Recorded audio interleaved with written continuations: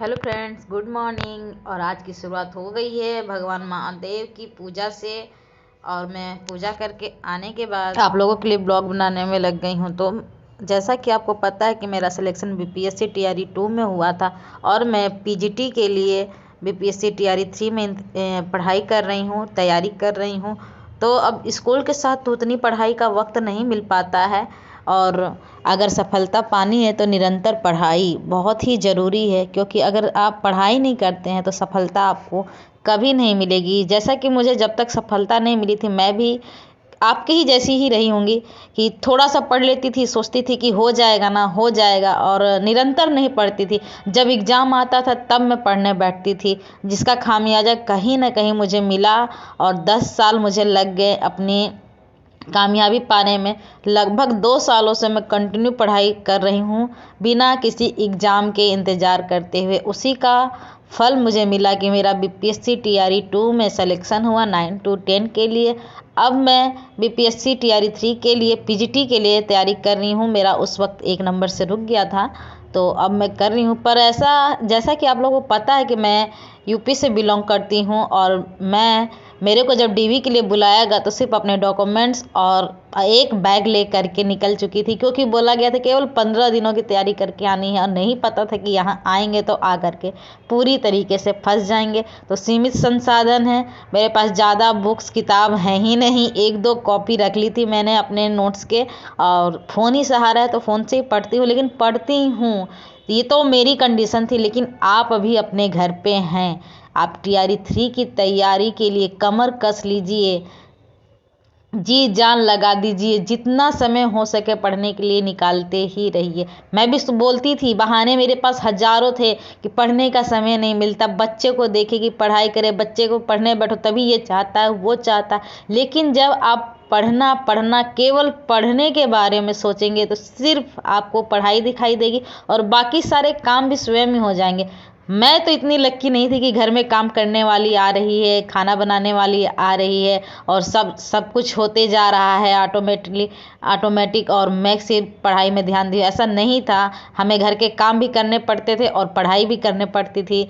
और ऐसे ही पढ़ाई के लिए धीरे धीरे करके 1 घंटा समय निकला, 2 घंटा, 3 घंटा। जब पढ़ने लगे तो एकदम आदत सी हो गई कि वाह, पढ़ने में ही मज़ा आ रहा। मुझे तो ये भी नहीं पता था, मुझे तो ये भी नहीं पता था, हे भगवान, अगर हम नहीं पढ़े होते ऐसे ही जाके एग्ज़ाम देते तो मेरा तो नहीं ही होता। क्योंकि जो मैंने 8 साल बर्बाद ही कर दिए इसी तरीके से कि जब कोई एग्ज़ाम की डेट आती थी, फॉर्म फिलअप करने के बाद मैं पढ़ने बैठती थी, और जो पढ़ेले से पढ़ी रहती थी वही पढ़ती थी, एक्स्ट्रा पढ़ने की कोशिश ही नहीं करती थी। आप लोगों के लिए बस यही एक सीख है कि जो आप पढ़ते हैं, जो आपका स्ट्रांग है वो तो पढ़िए ही पढ़िए, जो स्ट्रांग नहीं है आपको वो भी पढ़ना है, उसकी भी तैयारी आपको जी जान से करनी है।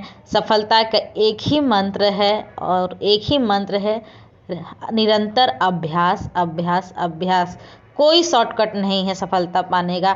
आज मैं 10 साल बाद जब सफल हुई हूँ तो इस बात को समझ पा रही हूँ कि पढ़िएगा तो पढ़ा हुआ ही एग्ज़ाम में आएगा। और जैसे कि पहले एग्ज़ाम देख के आती थी, सब पूछते थे पेपर कैसा गया, पढ़ा हुआ तो आया ही नहीं, पता नहीं कहाँ से क्वेश्चन बना के दे देते हैं। मेरा भी ऐसा सवाल था। आप लोग में से भी बहुत कोई होंगे कि ऐसे ही बोलते होंगे कि पढ़ा हुआ तो आया ही नहीं, पता नहीं कहाँ से सवाल बन गया। पर अगर आप पढ़ोगे ना, सच में रियली दिल से पढ़ोगे ना, तो पढ़ा हुआ क्वेश्चन ही एग्ज़ाम में लड़ेगा। तो मेरा तो 9-10 में सिलेक्शन हुआ है, तो पढ़ी हूँ, बहुत मेहनत की हूँ। और भगवान को दिल से धन्यवाद है कि उन्होंने मेरा साथ दिया और किस्मत भी मेरा साथ दी। और जब आप पढ़ोगे ना तो आपकी किस्मत भी आपके साथ हो जाएगी, आपका ईश्वर भी आपके साथ हो जाएगा। और जैसे कि आप देख रहे हैं कि मैं यहाँ पर अकेले हूँ, तो मुझे कोई 1 गिलास पानी देने वाला भी नहीं है कि लाओ, मेरी बच्ची थक के स्कूल से आ रही है, 1 गिलास पानी दे दे, अच्छा इसको जल्दी जाना है मैं रोटी सेक देती हूँ, ऐसा कुछ भी नहीं है। खुद ही सुबह उठना है, खुद ही तैयार होना है, खुद ही स्कूल जाना है। स्कूल से आने के बाद कोई पानी देने वाला नहीं, मुँह हाथ धो के सीधे किचन में घुस के चाय बनाती हूँ, पीती हूँ, थोड़ा रेस्ट करती हूँ। उसी में अगर कुछ फ़ोन में मिल गया पढ़ने के लिए तो पढ़ लेती हूँ। कुछ नोट्स जो मैंने यहाँ आके थोड़े थोड़े बनाए हैं फ़ोन में देख करके, उनको रिवीजन करती हूँ। इसके बाद खाना बनाती हूँ रात का और सो जाती हूँ। और आज तो खैर संडे था, तो आप लोगों के लिए छोटा सा ब्लॉग बनाने की कोशिश की हूँ। तो मैं अभी 12 बज चुका है मंदिर से पूजा करके आने और पढ़ाई के बाद। तो मैं खाना तो नहीं बना रही हूँ, मैगी बना रही हूँ थोड़ा सा।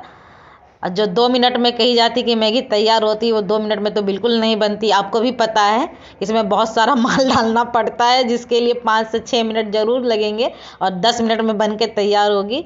तो मेरा ये ब्लॉग बनाने का सिर्फ एक ही मकसद था कि अगर आपको TRE 3 में सफलता पाना है या फिर 4 की भी आप तैयारी कर रहे हैं या फिर किसी भी एग्ज़ाम की आप तैयारी कर रहे हैं तो पढ़िए, 0 से स्टार्ट कीजिए। ये मत कीजिए ये तो मुझे पता है, ये तो मुझे पता है। सबसे पहला कॉन्सेप्ट क्लियर कीजिए, पढ़ाई पूरी कंप्लीट कीजिए और प्रैक्टिस लगाते रहिए, क्योंकि अगर आप प्रैक्टिस नहीं लगाएंगे, आप प्रश्नों से नहीं उलझेंगे तो कॉन्सेप्ट क्लियर भी रहता है तो भी सवाल गलत हो जाते हैं। और जैसा कि आपको पता है कि BPSC में हमेशा पूछते रहता है एक से अधिक, इनमें से कोई नहीं, अधिकतर सवालों के जवाब यहीं उलझते हैं। मैंने भी इसी में उलझा PGT में, जिस वजह से 1 नंबर से रह गया।